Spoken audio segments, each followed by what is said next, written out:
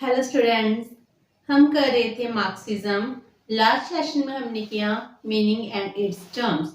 आज हम करेंगे features of Marxism. Marxism theory की, मार्क्सिज्म आइडियोलॉजी की क्या क्या फीचर्स हैं। First feature is socialism can be attend by revolutionary means only. Karl Marx किसकी फेवर कर रहा है? सोशलिज्म। वो कहता है कि सोशलिज्म को हम कैसे अटेन कर सकते हैं। एक स्टेट में कौन सा सिस्टम चल रहा है? कैपिटलिज्म का। हमने कैपिटलिज्म को खत्म कर क्या इस्टेब्लिश करना है? सोशलिज्म। कैपिटलिज्म का मीनिंग क्या था कि देश की प्रॉपर्टी, मीन्स ऑफ प्रोडक्शन कुछ लोगों के हाथ में है।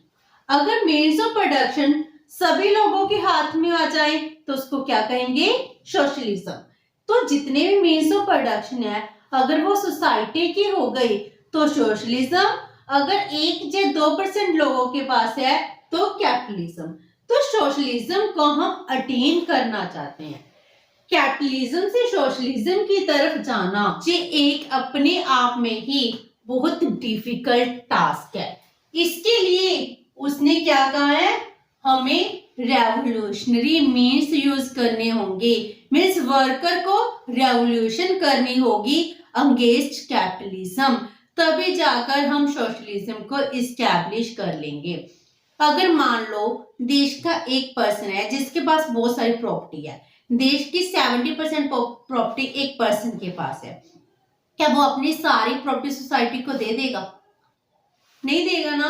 इसके लिए क्या करना पड़ेगा? रेवोल्यूशन करनी पड़ेगी।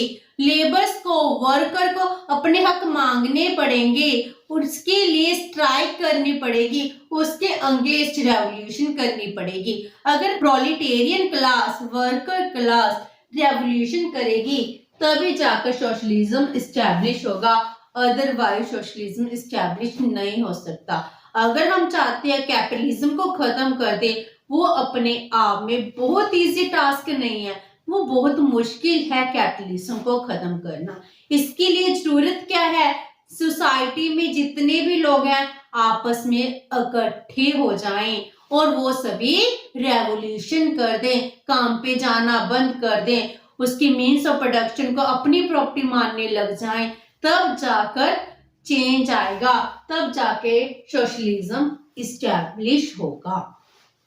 Next is it aims at establishing a classless and stateless society.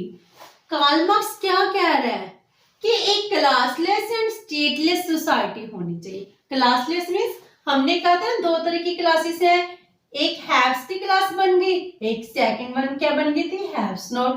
क्योंकि उस टाइम मिडिल क्लास ज्यादा था नहीं, मिडिल क्लास में जो थे वो ज्यादा इंपॉर्टेंट रोल प्ले नहीं कर रहे थे, वो सोसाइटी का, स्टेट का सिर्फ 1 या 2% भी नहीं थे। इसीलिए मेनली 2 क्लासेस थी, एक हैव्स की, एक हैव्स नॉट की।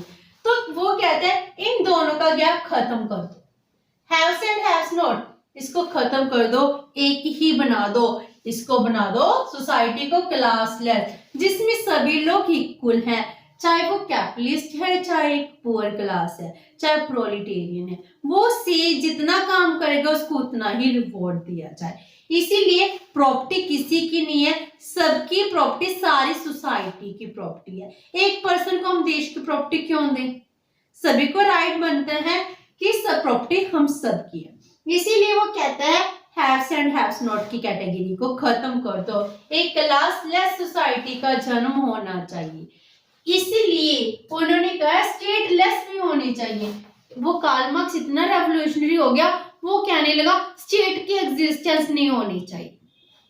कहते स्टेट ही है जिसने क्लासेस को बनाया है। एक स्टेट एक ऐसा इंस्टीट्यूशन है जिस वजह से रिच एंड पुअर लोग बने हैं। अगर स्टेट ना हो तो रिच एंड पुअर का डिफरेंस भी खत्म हो जाएगा। स्टेट ही रिस्पॉन्सिबल है लोगों में भेदभाव करने के लिए, 2 क्लासेस बनाने के लिए। सबसे बड़ा रोल किसने प्ले किया है? एक स्टेट ने प्ले किया।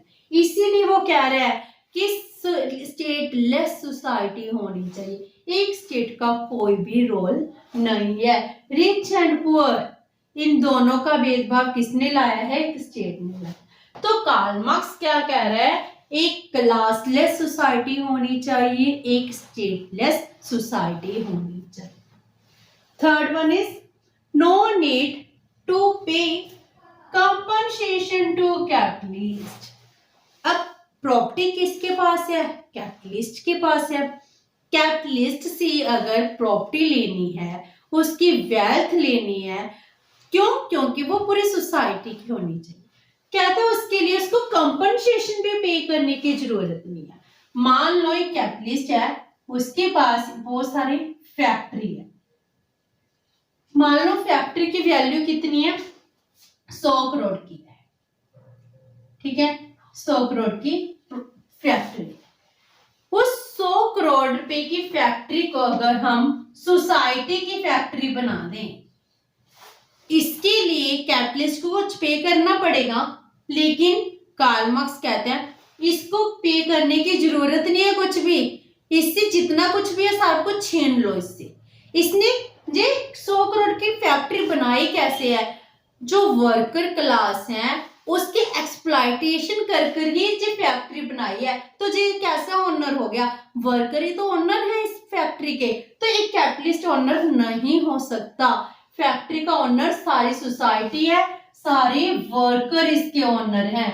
इसीलिए वो कहते हैं अगर हम इससे 100 करोड़ रुपए की फैक्ट्री छीन लेंगे, इसके बदले में से कोई भी कंपनसेशन पे करने की जरूरत नहीं है, उसे कुछ भी पे मत करो। Next is more emphasize on economic and social needs of the society.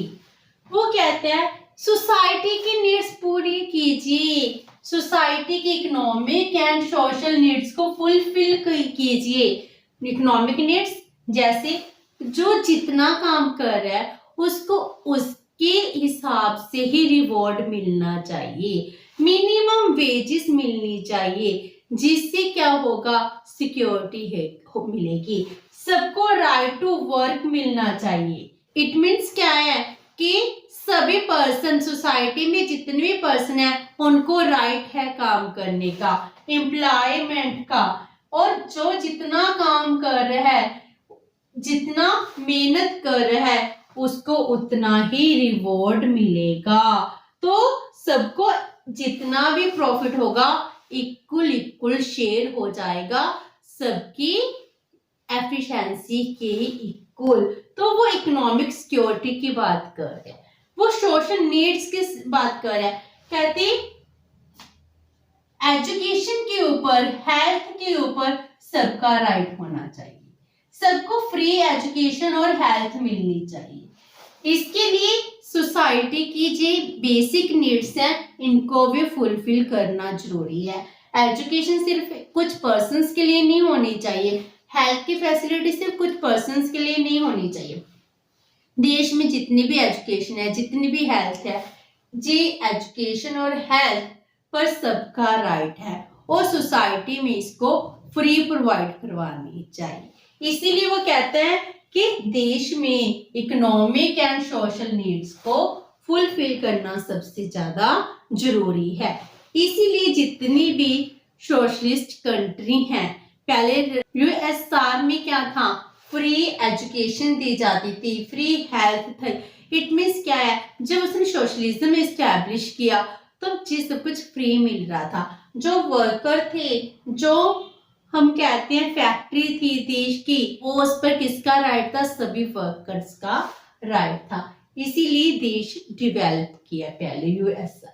तो इकोनॉमिक एंड सोशल नीड्स वो सोसाइटी की सबसे पहले पूरी होनी चाहिए। Number 5 absence of conflicts and competition. वो कहते हैं सोसाइटी में कोई कॉन्फ्लिक्ट नहीं होना चाहिए, कोई कंपटीशन नहीं होना चाहिए। कॉन्फ्लिक्ट किस में होता है? जो दो क्लासेस हैं, हैव्स एंड हैव्स नॉट, इन दोनों के इंटरेस्ट आपस में कॉन्फ्लिक्ट करते हैं।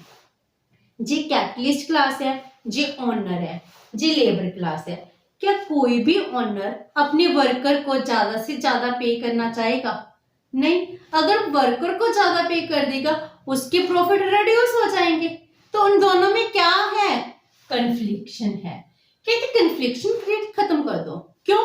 अगर इनको भी वर्कर की कैटेगरी में ले आओ, जे भी वर्कर बन जाए तो क्या होगा?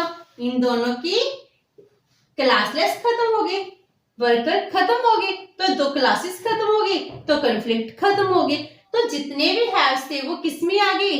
वर्कर की कैटेगरी में आ गए। इट मींस जब जो मीन्स ऑफ प्रोडक्शन है पूरी सोसाइटी के हो जाएंगे तब क्या होगा? मीन्स ऑफ प्रोडक्शन सोसाइटी के हैं तो सभी उसमें काम कर रहे हैं। जो जितनी एफिशिएंटली काम करेगा उसको उतना ही रिवॉर्ड दिया जाएगा, तो कोई कन्फ्लिक्शन ही क्रिएट नहीं होगी। एंड कंपटीशन, हमको आपस में कंपटीशन नहीं करना, हमें कोऑपरेशन से प्रोडक्शन करनी है, कोऑपरेशन से रहना है। वो कहते हैं कंपटीशन खत्म कर दो।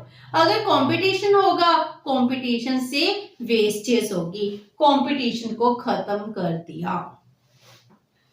Number 6, indifferent attitude towards religion. Karl Marx कहते हैं रिलीजन तो होना ही नहीं चाहिए। धर्म के नाम पर क्या हो रहा है? लोगों की एक्सप्लॉयटेशन हो रही है। जो देश के बड़े बड़े नेता हैं, कैपिटलिस्ट हैं, वो लोगों को किस नाम से यूज करते हैं? रिलीजन के नाम से यूज कर रहे हैं। रिलीजन क्या है? लोगों की एक्सप्लॉयटेशन का एक रीजन है। जो वर्कर क्लास है, जो गरीब हैं, उनको धर्म के नाम पर क्या कर दिया?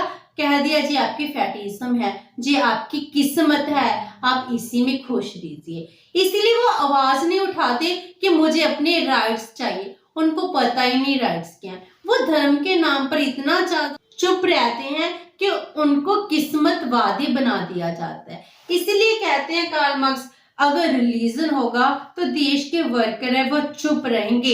रिलीजन के नाम पर ही लोगों को चुप कराया जाता है। वो अपने ऊपर हो रही एक्सप्लॉयटेशन के अगेंस्ट आवाज क्यों नहीं उठा रहे? क्योंकि धर्म के नाम पर उनको यूज किया जाता है। वो रिलीजन के बेस पर रहते हैं, उनके साइकिक बन जाते हैं कि हमारा धर्म ये कहता है हमें ये नहीं करना। तो जब हम रिलीजन में इन्वॉल्व हो जाते हैं तो हम अपने राइट्स की बात करना भूल जाते हैं। तो हम में क्या आती है? सब्र, संतोष आता है। जिसलिए कैपिटलिज्म ग्रो करता है और सोसाइटी के लोगों का एक्सप्लॉयटेशन होता है और लोग उसको एक्सेप्ट भी कर लेते हैं। इसीलिए वो कहते हैं रिलीजन खत्म कर दिया जाए। वो इंडिफरेंट है, रिलीजन होना ही नहीं चाहिए। Last one is criticize the capitalism. वो कैपिटलिज्म को खत्म करना चाहते हैं। उन्होंने कहा जितनी भी देश में प्रॉब्लम्स है ना वो कैपिटलिज्म के लिए हुई। अगर कैपिटलिज्म ना होता देश में किसी की एक्सप्लॉयटेशन नहीं होती। क्यों? क्योंकि जितने भी वर्कर हैं, वर्कर की दयनीय कंडीशन के लिए, उनकी बुरी कंडीशन के लिए कौन रिस्पॉन्सिबल है? एक कैपिटलिज्म। क्या एक्सप्लॉयटेशन ऑफ लेबर हो रही है, इसके लिए रिस्पॉन्सिबल कौन है? कैपिटलिज्म। स्टारवेशन हो रही है, लोग भूख के मारे मर रहे हैं, इसके लिए रिस्पॉन्सिबल कौन है? कैपिटलिज्म। तो लोग इलिटरेट हैं, उनकी हेल्थ कंडीशंस अच्छी नहीं है, इसके लिए कौन रिस्पॉन्सिबल है? कैपिटलिज्म। इसीलिए वो कहते हैं कैपिटलिज्म को खत्म कर दो। कैपिटलिज्म को खत्म किससे होगा? रेवोल्यूशनरी मीन्स से खत्म होगा। कैपिटलिज्म को खत्म करके सोशलिज्म इस्टेब्लिश करना पड़ेगा। तो वो किसकी बात कर रहे हैं? कैपिटलिज्म को क्रिटिसाइज कर रहे हैं और इसके डीके की बात कर रहे हैं कि इसको पूरी तरह खत्म कर दिया जाए, तब जाके सोशलिज्म अटेन होगा। तो ये थी फीचर्स ऑफ मार्क्सिज्म, जिसमें उसने कहा है कि कैपिटलिज्म देश की सबसे बड़ी बुराई है। कैपिटलिज्म को खत्म करके सोशलिज्म को इस्टेब्लिश करना होगा, जिससे देश प्रोग्रेस करेगा। होप्स कि आपको फीचर्स ऑफ मार्क्सिज्म समझ आ गया होगा। अगर आपकी कोई क्वेरी है तो post it in the comment box. अगर वीडियो अच्छी लगी तो please like and share with your friends. Thank you so much and have a nice day.